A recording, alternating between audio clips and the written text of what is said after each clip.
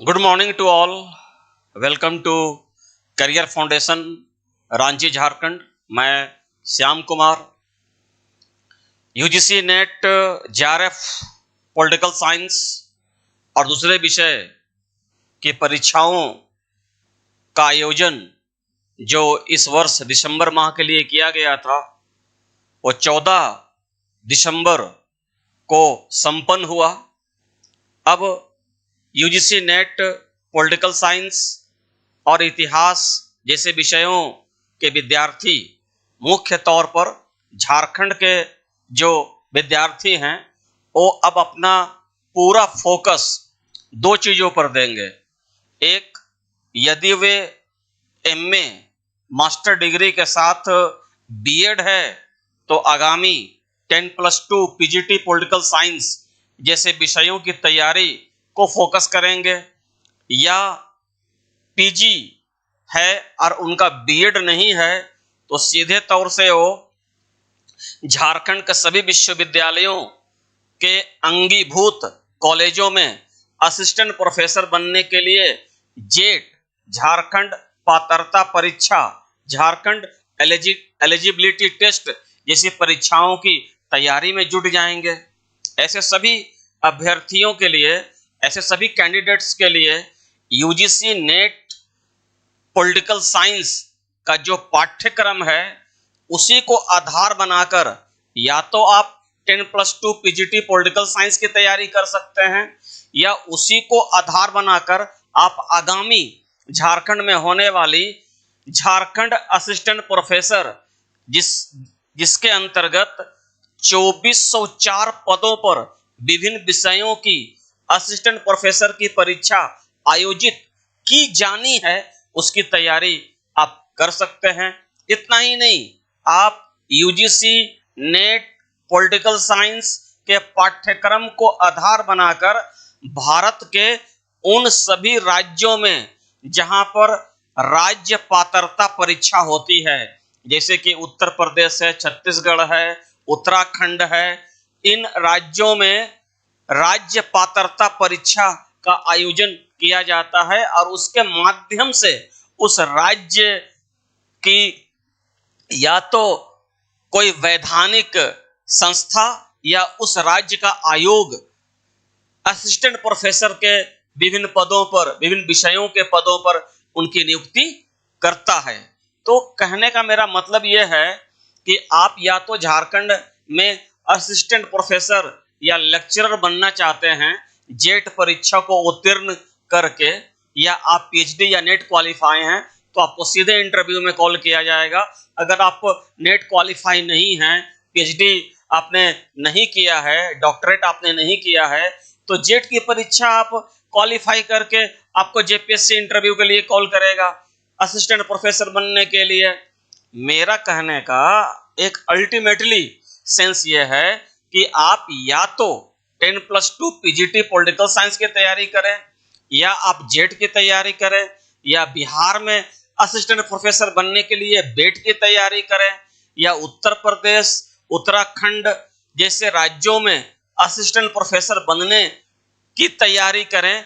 आप इन सब की तैयारी के लिए आपको जो एक आधार बनाकर चलना पड़ेगा वह आधार होगा यूजीसी नेट का पाठ्यक्रम, चाहे वह किसी भी विषय का हो, पॉलिटिकल साइंस का हो, हिस्ट्री का हो, साइकोलॉजी का हो, सोशियोलॉजी का हो, या साइंस स्ट्रीम का हो। ठीक है, तो आज हम लोग पॉलिटिकल साइंस के अंतर्गत जो सिलेबस और सिलेबस से जुड़े टॉपिक्स का एक सामान्य परिचय पर चर्चा कर रहे थे, उसकी आज चौथी कड़ी है। तो चौथी कड़ी के अंतर्गत आप देखिए हमने क्या लिखा है कि आज यूजीसी नेट पॉलिटिकल साइंस का एक यूनिट है तुलनात्मक राजनीति। पहला यूनिट क्या है? पॉलिटिकल थ्योरी, उस पर हमने डिस्कस कर लिया। दूसरा यूनिट क्या था? पॉलिटिकल ट्रेडिशंस, इसमें साथ में था दोनों। उसके बाद था यूनिट 2। यूनिट 2 है आपका पॉलिटिकल थिंकर, जिसमें वेस्टर्न पॉलिटिकल थिंकर, पश्चिमी राजनीतिक चिंतक है। और फिर यूनिट 3 है आपका, यूनिट 3 में इंडियन पॉलिटिकल थिंकर है। भारतीय राजनीतिक चिंतक है। और यूनिट 4 हमारा है तुलनात्मक राजनीति एवं विश्लेषण, पूरा है तुलनात्मक राजनीति एवं विश्लेषण, कॉम्परेटिव पॉलिटिक्स एनालिसिस। तो ये तुलनात्मक राजनीति यूजीसी नेट पॉलिटिकल साइंस के सिलेबस या पाठ्यक्रम का चौथा यूनिट है। और आज हम लोग तुलनात्मक राजनीति कॉम्परेटिव पॉलिटिक्स पर ही डिस्कस करने जा रहे हैं। ठीक है, चलिए आगे हम लोग बढ़ते हैं और देखते हैं, पाठ्यक्रम पर चर्चा करते हैं। मैंने देखिए ऊपर लिखा हुआ है कॉम्परेटिव पॉलिटिक्स एनालिसिस, तुलनात्मक राजनीतिक एनालिसिस, या फिर आप इसको बोल सकते हैं तुलनात्मक राजनीति का विश्लेषण, शुद्ध हिंदी में कहें। तो अब देखिएगा यहां पढ़ना क्या है, अप्रोचेस। क्या पढ़ना है? अप्रोचेस।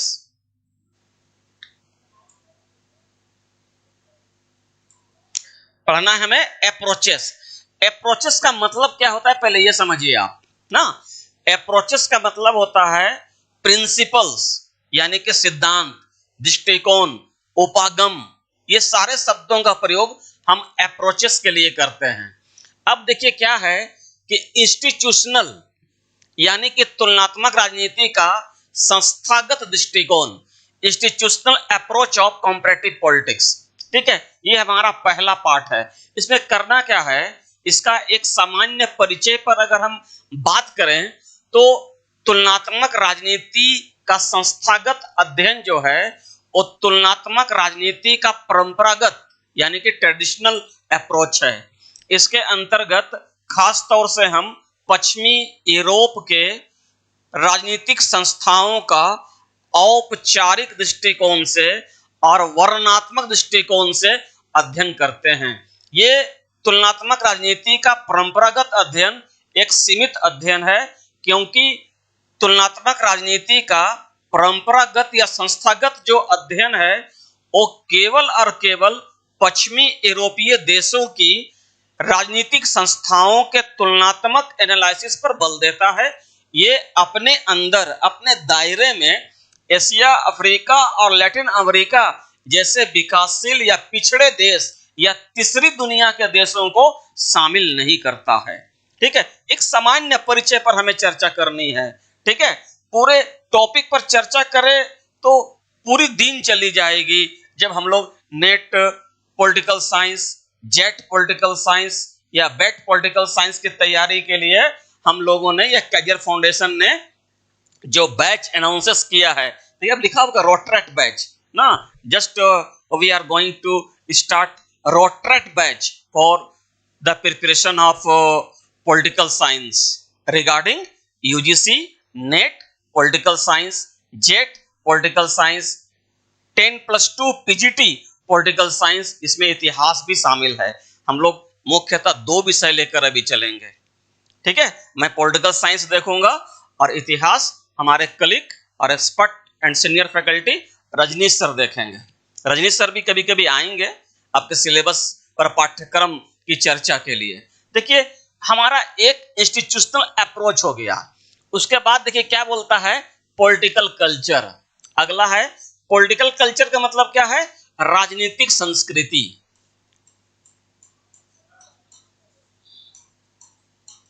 राजनीतिक संस्कृति हम इसको बोलेंगे। ये बहुत इंपॉर्टेंट एक पार्ट है। अब आप एक सवाल ये उठाते होंगे कि हम लोगों ने मास्टर डिग्री या पोस्ट ग्रेजुएशन करते समय जब कॉम्परेटिव पॉलिटिक्स पढ़ रहे थे तो वहां पर यह था कि कॉम्परेटिव पॉलिटिक्स क्या है, कॉम्परेटिव पॉलिटिक्स के प्रकार क्या हैं, कॉम्परेटिव पॉलिटिक्स का उदय कब हुआ, या कॉम्परेटिव पॉलिटिक्स और कॉम्परेटिव तुलनात्मक राजनीति और तुलनात्मक अध्ययन दोनों में डिफरेंस क्या है। लेकिन इन चीजों का नेट के सिलेबस से बहुत ज्यादा मतलब नहीं है, क्योंकि यहां से क्वेश्चंस नहीं के बराबर आते हैं। जो सिलेबस है उसी से क्वेश्चन आएगा। अगर आपसे एक छोटा सवाल पूछा जाए कि तुलनात्मक राजनीति की शुरुआत कहां से होती है, तो आप जानते हैं कि तुलनात्मक विधि, कॉम्परेटिव मेथड का इस्तेमाल करने वाला पहला व्यक्ति ग्रीक विद्वान एरिस्टोटल या अरस्तु था, जिन्होंने 158 छोटे छोटे ग्रीक नगर राज्यों का अध्ययन तुलनात्मक पद्धति, अनुभव मूलक पद्धति के आधार पर किया था। तो वहां से इसकी शुरुआत होती है तुलनात्मक राजनीति की। उसके बाद आप देखेंगे कि तुलनात्मक राजनीति में आगे चलकर कई विद्वानों ने अलग अलग ढंग से अपनी भूमिका निभाई है। अगर तुलनात्मक राजनीति का कानूनी रूप से अध्ययन देखा जाए तो देखेंगे लॉर्ड ब्राइस है, ठीक है, फिर जेम्स लॉर्ड ब्राइस है, आइवर जेनिंग्स है, एवी डाइसी है, इन लोगों ने महत्वपूर्ण भूमिका निभाया। इसके बाद देखेंगे फर्स्ट वर्ल्ड वॉर में देखेंगे तो आपका ग्राहम वलास है, आर्थर वेंटली है। सेकेंड वर्ल्ड वॉर से पहले देखेंगे तो चार्ल्स मेरियम है, लासवेल है, और 1945 के देखेंगे के बाद देखेंगे तो डेविड ईस्टन, कैटलिन जैसे लोग हैं। तो एक लंबा प्रक्रिया है ये कॉम्परेटिव पॉलिटिक्स का। तो हम लोग डिस्कस क्या कर रहे हैं, पॉलिटिकल कल्चर या राजनीतिक संस्कृति क्या है। सामान्य भाषा में हम राजनीतिक संस्कृति बोलेंगे किसको। वास्तव में राजनीतिक संस्कृति का मतलब होता है कि समाज में जो हमारी परंपराएं, रीति रिवाज, जो हमारे मूल्य या आदर्श है, वो एक पीढ़ी से दूसरी पीढ़ी में हस्तांतरण होते रहता है और हमारी संस्कृति की अक्षुण्णता बनी रहती है। तो पॉलिटिकल कल्चर में आप देखेंगे आमंड पावेल है, ठीक है, या फिर आप देखेंगे लुसियन पाई जैसे विद्वानों को यहाँ देखा गया है। भारतीय राजनीतिक संस्कृति में मॉरिस जोन्स, मरकुस फ्रांडा जैसे विद्वानों की राय हम लोग देखेंगे जब हमारी बैच स्टार्ट होगी। तो बड़ा मजेदार और इंटरेस्टिंग ये है। हालांकि लोग मानते हैं कि कॉम्परेटिव पॉलिटिक्स बड़ा उबाऊ है, यानी कि थका देने वाला ये यूनिट है, लेकिन ऐसा है नहीं, ठीक है, साइंटिफिक है ना, लेकिन पढ़ने और पढ़ाने का एक तरीका अगर सही हो तो चीजें लाइटली हो जाती है, हल्की हो जाती है। अब देखिए क्या है, एक है आपका पॉलिटिकल इकोनॉमी। पॉलिटिकल इकोनॉमी क्या है, आप देखेंगे कि सेकेंड वर्ल्ड वॉर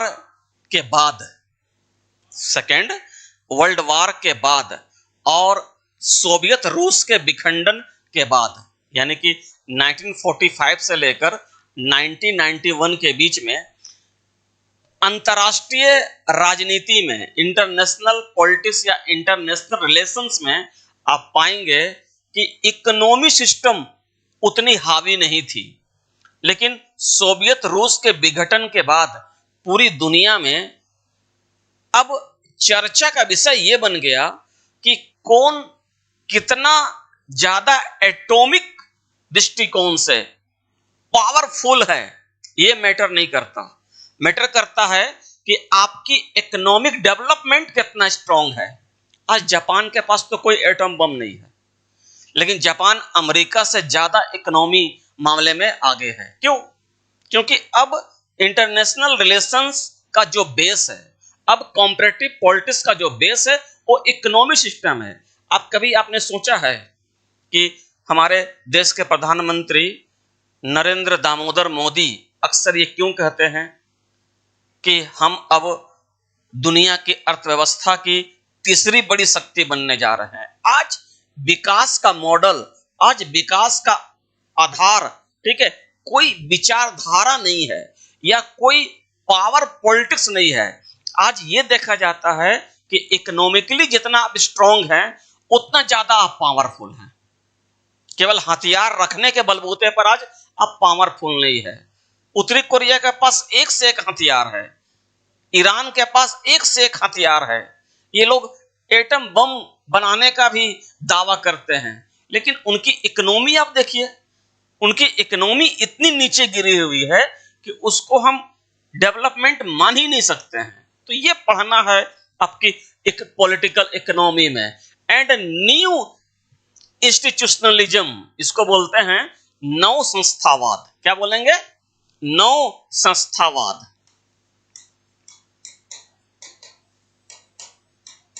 एक है संस्थावाद, देखिए ये है इंस्टीट्यूशनल, अगर इसको बना दें इंस्टीट्यूशनलिज्म तो ये हो जाएगा संस्थावाद। और ठीक इसके विपरीत होता है क्या, नव संस्थावाद यानी कि न्यू इंस्टीट्यूशनलिज्म। अब सवाल उठता है कि संस्थावाद और नव संस्थावाद के बीच अंतर क्या है। मैंने पहले ही बताया कि संस्थावाद मुख्यतः अगर देखा जाए तो मैक्स वेबर के लोहे के पिंजरे के सिद्धांत पर आधारित है, जो एक व्यवस्था को, चाहे वह प्रशासनिक दृष्टिकोण से हो चाहे वह राजनीतिक दृष्टिकोण से हो, उसे एक पिरामिडीय रूप में दिखाने का प्रयास करता है।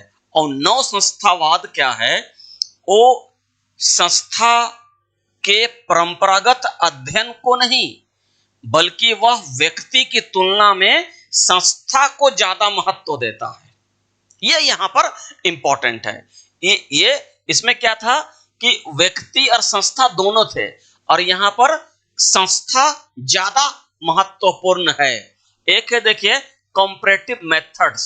अब कॉम्परेटिव मेथड्स, अब अगर आपसे अक्सर देखिएगा नेट में क्वेश्चन आता है कि 1945 के बाद या आफ्टर सेकेंड वर्ल्ड वॉर, दूसरे विश्व युद्ध के बाद ना मॉडर्न कॉम्परेटिव मेथड अस्तित्व में आया। लेकिन इसका मतलब ये नहीं है कि कॉम्परेटिव मेथड का इतिहास 1945 के बाद शुरू होता है। मैंने बताया कि अरस्तु के जमाने से ही कॉम्परेटिव मेथड का इस्तेमाल शुरू हो गया था।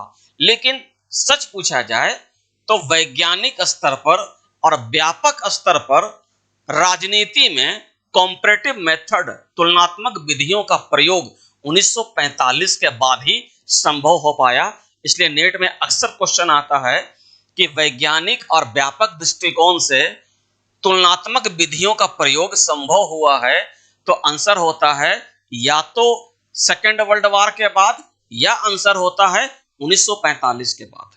ठीक है, तो 1945 के बाद कंपैरेटिव मेथड जो हमारे सामने आया, तुलनात्मक विधियों के अंतर्गत तुलनात्मक राजनीति का अध्ययन, तो इसमें सारे आने लगे। जैसे मान लिया जाए सिस्टम अप्रोच, व्यवस्था दृष्टिकोण, ठीक है, जैसे कि संस्थागत कार्यात्मक आमंड पावेल का दृष्टिकोण या डेविड ईस्टन का सिस्टम अप्रोच, या आप देखेंगे कि संचार सिद्धांत, कम्युनिकेशन अप्रोच, या आप इसको कहें कि डिसीजन मेकिंग थ्योरी यानी कि निर्णय प्रक्रिया सिद्धांत, या आप देखें कि विदेश नीति में किस तरह बर्क, सापिन और स्नाइडर ने, ठीक है, मतलब कि एक नया मॉडल शुरू किया आपका संचार सिद्धांत का। वो सारी चीजें मतलब कि सेकेंड वर्ल्ड वॉर के बाद 1945 के बाद इस तरह का कॉम्परेटिव मेथड्स हमारे सामने आया है, उसका अध्ययन यहां हमें करनी है। अब देखिए क्या है कि कुछ हम लोग अब इंटर कर जाते हैं कोलोनिज्म्स एंड डीकोलोनिज्म्स। इसका मतलब होता है उपनिवेशवाद, नव उपनिवेशवाद, उपनिवेशवाद, ठीक है। या उपनिवेशवाद का देखिए प्रकार है एंटी कॉलोनियल स्ट्रगल्स, यानी कि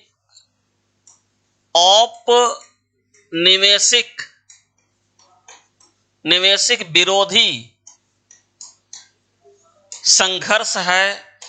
ये सारा जो टॉपिक्स है यहां से लेकर कॉलोनिज्म्स यानी कि उपनिवेशवाद, औपनिवेशीकरण, उपनिवेशवाद के प्रकार और उपनिवेश विरोधी संघर्ष और डीकोलोनाइजेशंस यानी कि नव उपनिवेशवाद, ये देखिए दो जगह आ रहा है ना। तो ये पूरा जो टॉपिक है ना वो उपनिवेशवाद और नव उपनिवेशवाद के बीच के अंतर को दिखाता है। जैसे कि आप देखेंगे कि औद्योगिक क्रांति के बाद जब इंग्लैंड में औद्योगिक क्रांति हुई और बाजार व्यवस्था का एक नया रूप हमारे सामने आया और जहां मुक्त व्यापार और स्वतंत्र बाजार व्यवस्था दुनिया का एक आधार बनकर उभरा या हमारे सामने आया, तो आप देखेंगे कि उपनिवेशवाद इसी के परिणाम, इसी के कोख से निकला और नव उपनिवेशवाद। हम लोग क्या कहते हैं कि 1945 से पहले उपनिवेशवाद और 1945 के उपनिवेशवाद को हम लोग नव उपनिवेशवाद कहते हैं। नव उपनिवेशवाद शब्द का पहला प्रयोग घाना के पूर्व राष्ट्रपति, ठीक है, एक्रुमा यानी कि क्वामे एक्रुमा द्वारा किया गया था। उसका क्या नाम था? क्वामे नक्रुमा उसका नाम था, जिन्होंने पहली बार नव उपनिवेशवाद शब्द का प्रयोग किया था। वास्तव में उपनिवेशवाद राजनीतिक आधार पर एशिया, अफ्रीका और लैटिन अमेरिका के देशों को अपने चुंगल में लाना था और उस पर अपना साम्राज्य स्थापित करना था। लेकिन 1945 के बाद सैकड़ों एशिया, अफ्रीका और लैटिन अमेरिका के देश स्वतंत्र हुए। इनकी स्वतंत्रता राजनीतिक स्तर पर तो इनको मिल गई, लेकिन इन्हें आर्थिक स्वतंत्रता नहीं मिल पाई। इनकी आर्थिक स्वतंत्रता अभी भी उन देशों के यहां बंधक रखा हुआ था जिनका ये उपनिवेश थे। तो ऐसी स्थिति में मतलब कि नव उपनिवेशवाद एक नया रूप लेकर हमारे सामने आया। ऐसा मान लिया जाए कि 1947 में भारत राजनीतिक स्तर पर उपनिवेशवाद से मुक्ति तो पा लिया, लेकिन आप देखेंगे 1950 से लेकर 1980 के दशक तक भारत का अधिकांश व्यापार ब्रिटेन से होता रहा, क्योंकि हम ब्रिटेन पर अपने आर्थिक विकास के मामले में अधिक निर्भर थे। ठीक है, तो इस तरह की निर्भरता नव उपनिवेशवाद है। वास्तव में उपनिवेशवाद राजनीतिक नियंत्रण, राजनीतिक शोषण का एक आधार था। भले ही उसका आधार आर्थिक रहा होगा, लेकिन अगर राजनीतिक स्वतंत्रता के बाद भी किसी देश की आर्थिक स्वतंत्रता किसी विकसित या औद्योगिक देश की गुलामी बनकर रह गया है, तो उसे हम नव उपनिवेशवाद, नियो कॉलोनिज्म के नाम से जानते हैं। ये पूरा टॉपिक देखिए इसी से रिलेटेड है। ठीक है, अब देखिए नया टॉपिक क्या आ रहा है, पहले इसे एक बार साफ कर लेता हूं ताकि समझाने में दिक्कत नहीं हो हम लोगों को।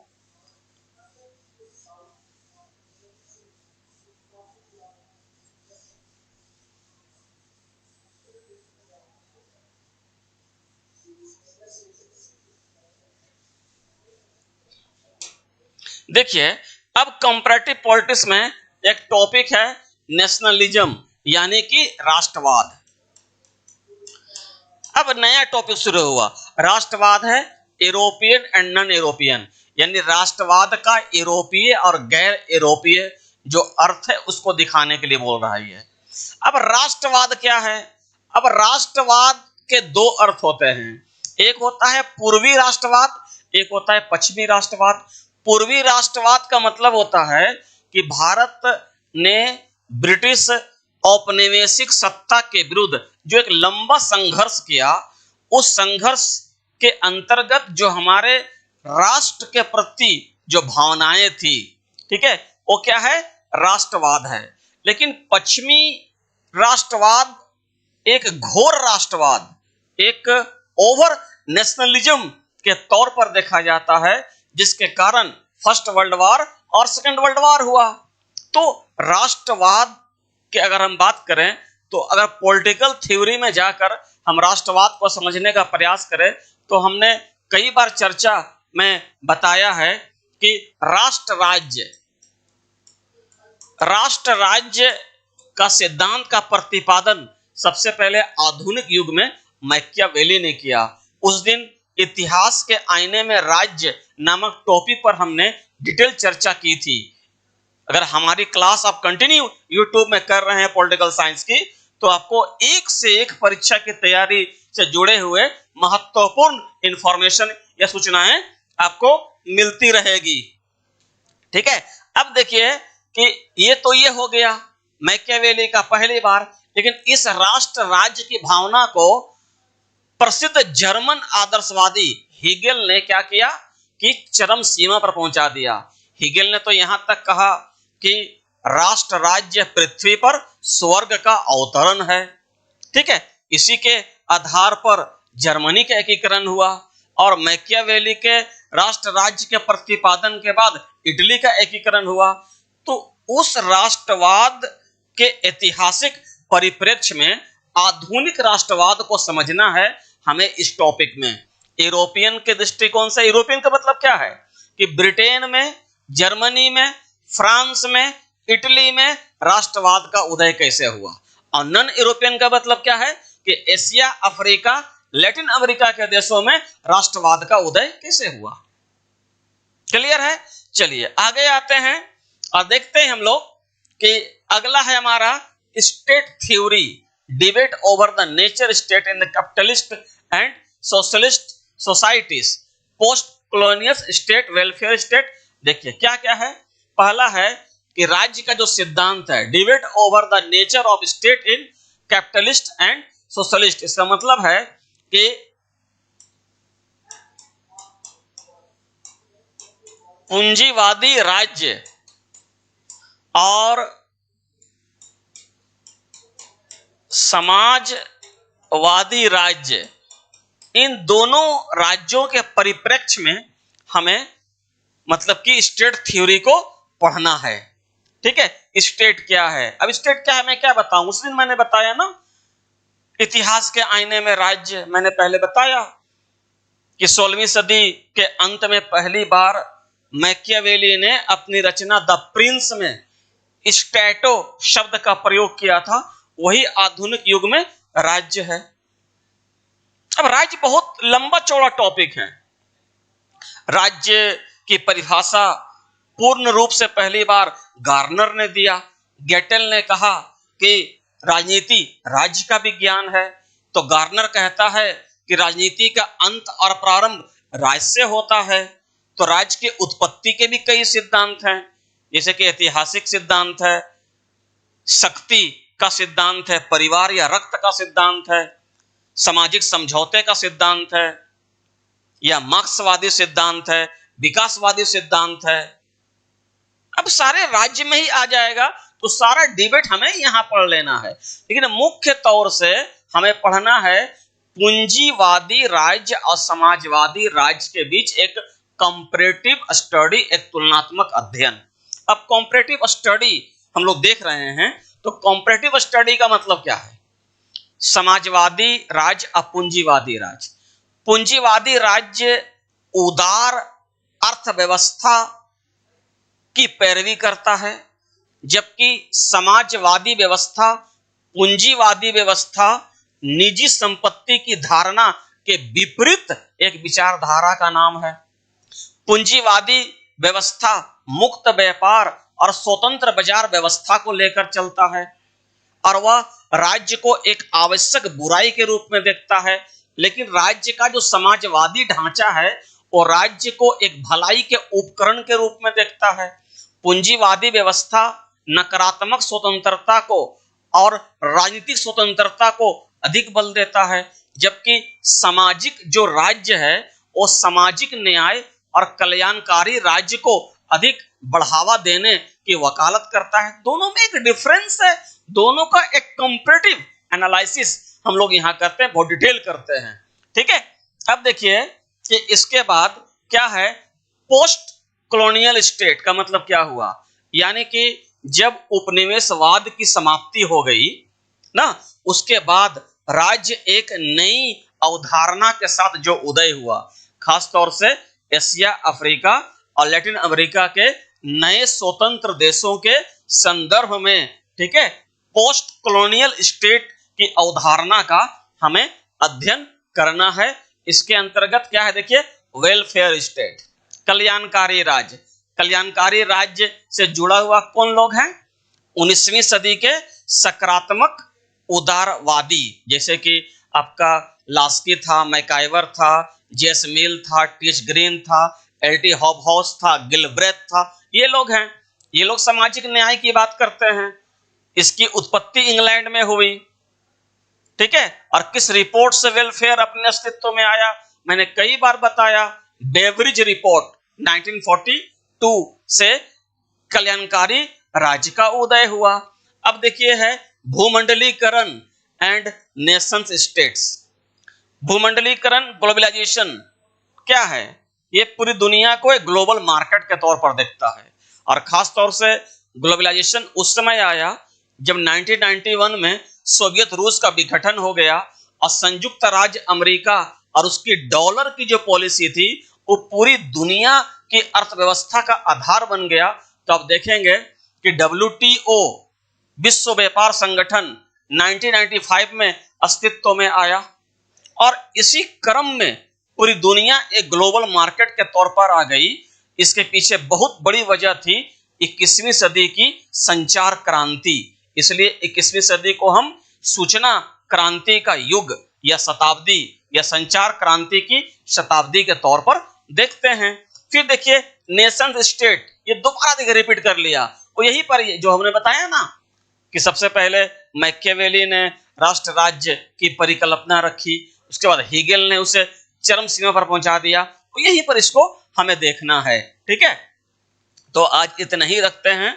कॉम्परेटिव पॉलिटिक्स का सिलेबस पर डिस्कशन पर हम लोग कल से इसको देखेंगे। कल डेमोक्रेटिक, इलेक्ट्रल लिबरल, ठीक है, मैजिस्ट्रेटियम and participatory and non democratic regimes, ठीक है, जैसे कि पैट्रियनिज्म है, ब्यूरोक्रेटिक ऑथोरिज्म है और मिलिट्री डिक्टेटरशिप है और टोटलिज्म है एंड फाइज्म है।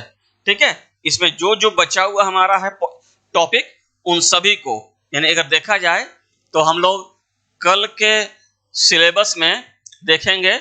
यहाँ से इसको देखेंगे, फिर ये देखेंगे, फिर ये देखेंगे, ये देखेंगे, 1 2 3 1 2 3। थोड़ा बड़ा टॉपिक लगता है मुझे। हाँ देखिए, यहाँ तक हम लोग यहाँ तक सारे टॉपिक्स को डिटेल में डिस्कस करने का प्रयास कल वाली सिलेबस डिस्कशन पर करेंगे। Thank you.